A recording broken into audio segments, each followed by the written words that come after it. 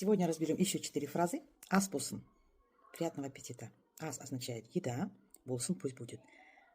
Дословно еда пусть будет питательной, на пользу. Ас болсын. Произносим с ударением на а, болсын. Говорим болсын. Произносится одним словом. Болсын оставляем без ударения. И получается ас болсын. Л опускаем. Можно и говорить болсын. Но чаще всего мы слышим ас болсын, ас болсын, ас болсын. Приятного аппетита. Если кто-то лечится, лечение это ем болсын. То есть лечение пусть пойдет на пользу. Ем болсын с ударением на е. Ем болсын. Так, поздравляем словом құтты болсын. Можно говорить просто құтты болсын. По любому случаю. Поздравляю, это будет құтты болсын. Құтты болсын, удвоено это. Құтты болсын.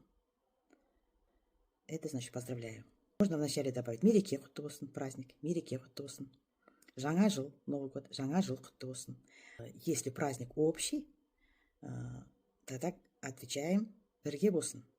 То есть, если кто-то вам говорит мереке құтты болсын, вы можете сказать бірге болсын. Бірге это вместе.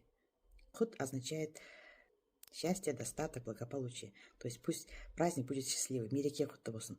И когда вы отвечаете бірге болсын, то тебе и мне на радость будет. Мереке құтты болсын, той құтты болсын. Той это торжество. Той құтты болсын.